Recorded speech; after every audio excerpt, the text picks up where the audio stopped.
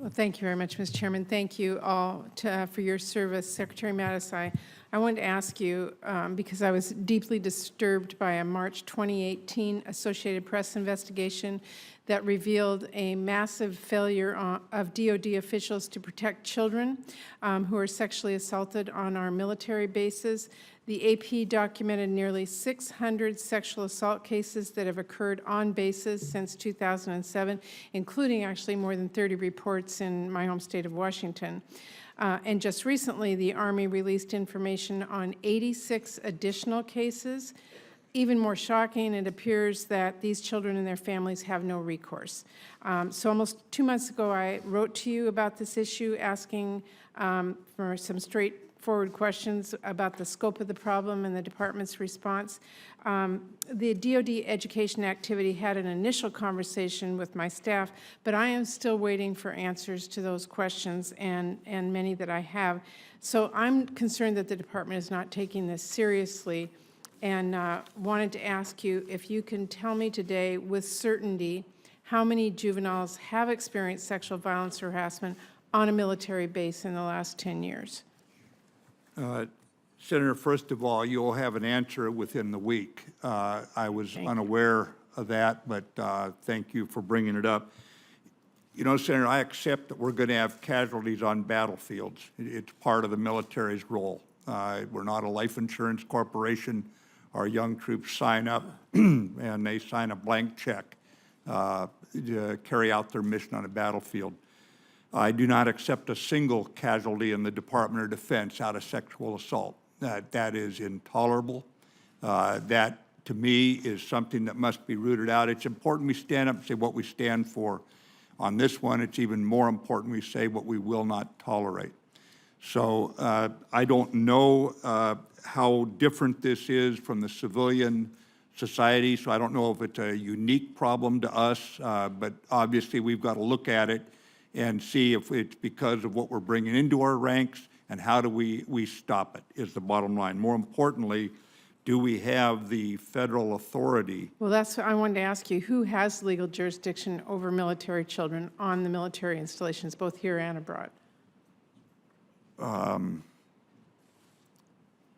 Let me get back to you specifically, because I think it's also different depending on where it's located, and I may have to break this out.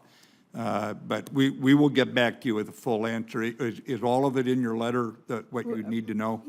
Yes, and we'll make sure, if you can get us the answers back to that, and what specific steps the Army and others. Let me get back to you, Senator. 7 days from now, you'll have an answer. I appreciate that very much. Thank you. Let me go back to the Iran deal. As you know, President Trump announced he's going to begin steps to pull us out. That deal wasn't perfect, and Iran's other aggression in the region has to be addressed. But based on everything I've heard, according to the IAEA and our Intelligence Committee, the deal was holding, Iran was meeting its commitments, and I haven't seen any evidence from President Trump to the contrary. So I'm concerned that this is going to be a destabilizing move that, in addition, undermines our credibility. And I'm concerned it dramatically raises the risk of a military confrontation. Now, in his remarks yesterday, the President made several veiled threats towards Iran, and I wanted to ask you, has the Department been asked to develop military options against Iran? Ma'am, Senator, we maintain military options because of Iran's bellicose statements and threats, death to America. We have maintained those. As you know, I had some experience in Central Command in my past life, and those plans remain operant. Okay, so I understood from his statement yesterday that he was going to ask you to develop plans. You just have plans in place? Nothing new is going to be developed as a result of this? Senator, we are always updating those plans. It's a constant. I don't want to tell you it's frozen in time. The plans are updated as rapidly as needed, and if not, if a need is not seen, they're actually on a required update, so that they can't languish. Well, okay, I would just ask that you regularly update this committee on any new plans that you are developing in response to this. Okay. Let me ask a different question. The department's nuclear posture review calls for developing 2 new capabilities for delivering low-yield nuclear weapons. The department claims these systems will make the use of nuclear weapons less likely, but that can only be true if we are more willing to use those weapons. The administration has yet to convince me why this is a good use of our defense dollars, instead of investing in critically needed conventional systems or training our personnel. Why is the combination of our current nuclear deterrent and significant conventional weapons capabilities insufficient?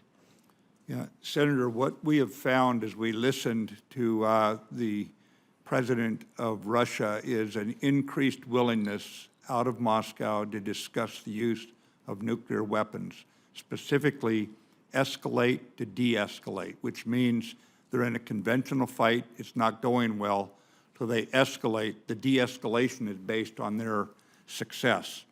What we need to do is make it very clear you cannot escalate to a low-yield nuclear weapon and confront us. We only have 2 choices: use high-yield weapons, which means we would now be escalating the fight, or do nothing, which would mean surrender.